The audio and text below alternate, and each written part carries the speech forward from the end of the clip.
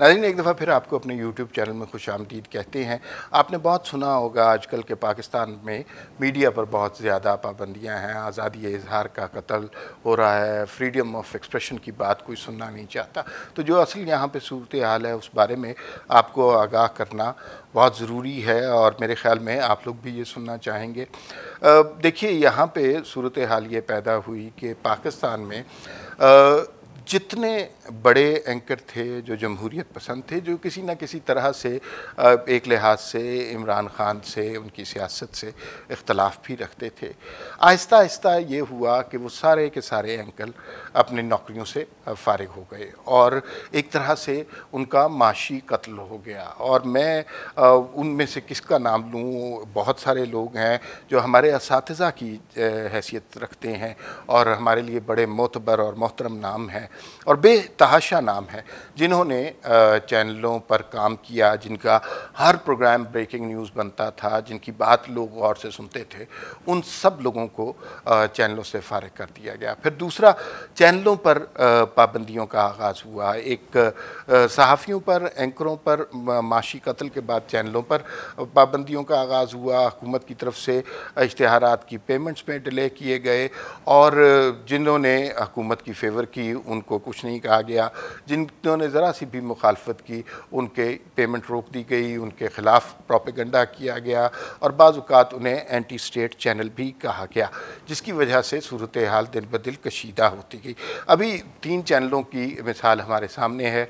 Don leaks के बाद जो डॉन चैनल के साथ हुआ वो सब के सामने है कि उनकी सारी मैनेजमेंट के साथ जो सलूक किया गया, कितने अच्छे अच्छे लोग थे, उन्हें मजबूर किया गया कि वो अब डॉन में काम ना करें। डॉन अखबार की तरसील रोक दी गई, कॉपियाँ गायब कर दी गई, डॉन चैनल स्क्रीन से गायब हो गया, कभी उसका नंबर चेंज कर दिया गया, जो लोग वहाँ पर काम करते थे उनको डराया धमकाया गया और डॉन वो चैनल था जिसकी पाकिस्तान में सबसे ज़्यादा क्रेडिबिलिटी है। फिर उसके बाद दूसरा मसला जियो के साथ शुरू हो गया। जियो बहुत बड़ा, पाकिस्तान का सबसे बड़ा चैनल है और उसमें आपने देखा कि आहिस्ता आहिस्ता वो एक ही बयानिए वाले लोगों को सामने लाया गया। दूसरे मुख्तलिफ लोग, एक नाम मैं ले लेता हूँ, हमारे लिए बहुत मोहतरम नाम है, इम्तियाज़ आलम साहब हमारे असातिज़ा की जगह हैं।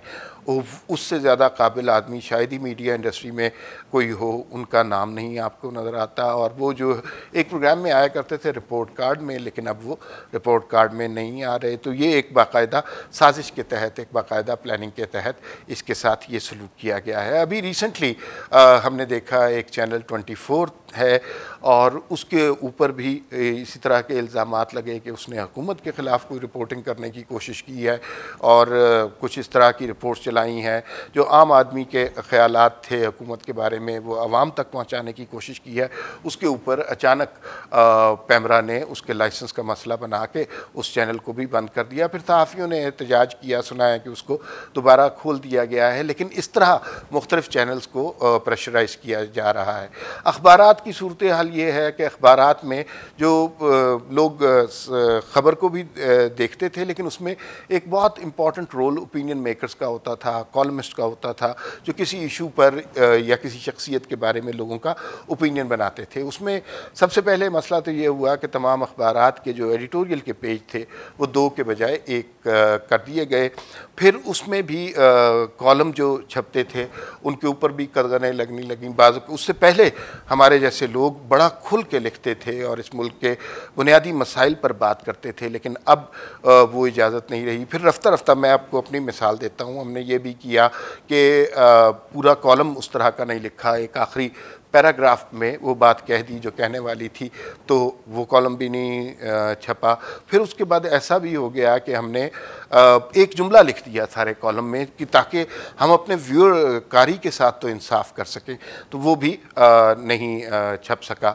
और ये वेबसाइट्स पर भी यही हाल है और बहुत ज़्यादा प्रेशर बढ़ता जा रहा है और लोगों को खौफ भी है।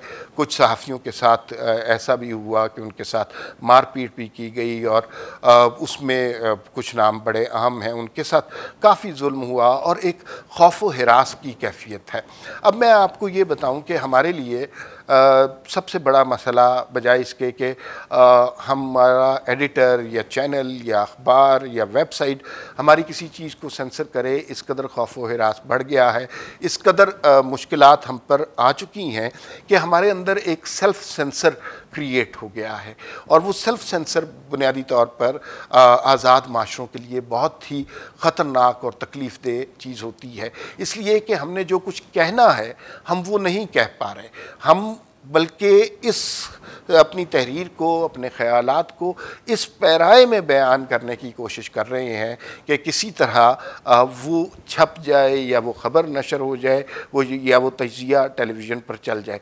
तो ये जब आपके जहन में बात होगी तो फिर जो आपने सच लिखना है वो नहीं लिख सकते।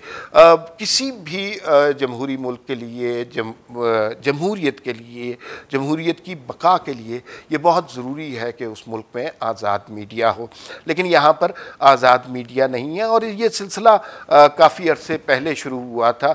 आपको याद ही होगा कि ISPR की तरफ से एक प्रेस कॉन्फ्रेंस की गई थी, उसमें सुर्ख दायरे लगा लगा के बहुत से सहाफ़ियों के, जिसमें मेरा नाम भी था और मेरे कुछ बहुत मोअज़्ज़ज़ दोस्तों के नाम भी थे, उनके नाम दिखाए गए और उन्हें एक तरह से एंटी स्टेट कहा गया।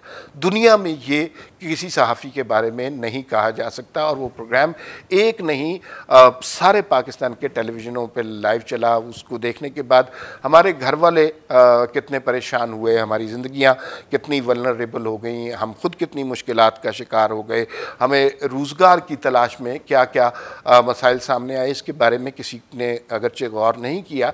लेकिन वो एक ऐसी सूरत हाल थी कि जिसके बाद से वो सारे नाम जो हैं वो इस सोसाइटी में नामुराद हो गए। अब जो सहाफ़त हो रही है वो और तरह की सहाफ़त है, जिसमें बुनियादी तौर पर ना आपको तहकीक की ज़रूरत है, ना आपको इल्म की ज़रूरत है, ना आपको अच्छा लिखने, अच्छा बोलने की ज़रूरत है।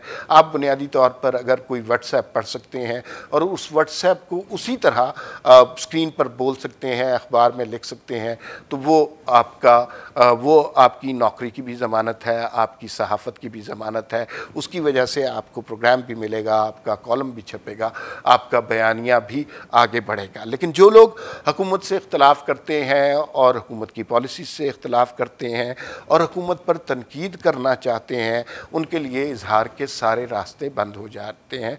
और इसमें अभी रिसेंटली हमने ये भी सुना था, कुछ यूट्यूब चैनल्स के हवाले से भी बात हो रही है। अब यूट्यूब चैनल बुनियादी तौर पर आपका सोर्स ऑफ इनकम नहीं होता, वो आप इसलिए क्रिएट करते हैं कि आपने अपनी आवाज़ लोगों तक पहुंचानी है। हालात चाहे कितने भी नामसाइद क्यों ना हों, लेकिन आपने अपना बयानिया लोगों को ज़रूर बताना है।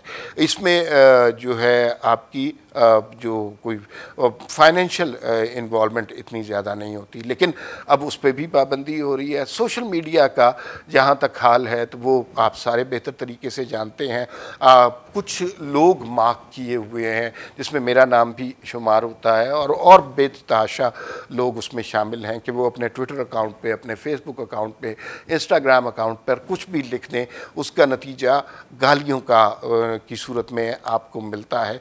तो ये खौफ के आपके घर वालों को, आपकी वालदा को, बहन भाइयों को, बच्चों को, बहनों को आपको गाली ना पड़े, तो बाज़ औक़ात इसलिए भी आप बहुत सारी चीज़ें नहीं लिखते। और देखिए, दिलचस्प बात ये है कि जितने सहाफ़ी जिनका माशी कत्ल हुआ, जितने सहाफ़ी जो नौकरियों से निकाले गए, जितने सहाफ़ी जिनके कॉलम नहीं छप रहे, उन सब पर एक बाकायदा प्लानिंग के तहत, एक बाकायदा साजिश के तहत उन सब के ऊपर एक ही टैग लगता है कि ये सारे लिफाफा सहाफ़ी हैं। और जो बुनियादी तौर पर मुख्तलिफ़ मराहत ले रहे हैं, मुख्तलिफ़ तरीके से बहुत बड़ी बड़ी पुरकशिश तनख्वाहें ले रहे हैं, जिसके शायद वो हक़दार नहीं बनते, या सहाफ़त में उनका इतना नाम और कंट्रीब्यूशन नहीं है, और उनके बारे में कोई कुछ नहीं कहता। तो ये सूरत हाल बहुत तकलीफ़देह होती जा रही है इस समाज में।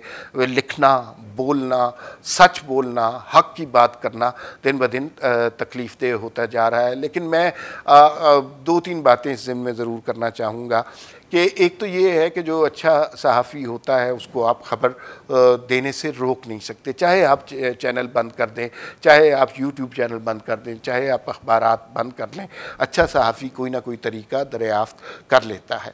दूसरी बात बात ये है कि जहाँ ख़बर नहीं आप दे सकते, जहाँ आप दुरुस्त हालात का तजिया नहीं कर सकते, वहाँ पर जमहूरियत ज़्यादा देर चल नहीं सकती, वहाँ पे जमहूरी कदरों का दम घुटने लगता है। तो हमें तवक्को ये रखनी चाहिए कि हमारे यहाँ इंशाअल्लाह एक वक्त ऐसा आएगा जहाँ मीडिया भी आज़ाद होगा, जहाँ चैनलों पर लोग आज़ादाना बग़ैर किसी खौफ के तजिया कर सकेंगे, जहाँ कॉलम छप सकेंगे, जहाँ पर लोगों की सोच पर ताले नहीं लगाए जाएंगे।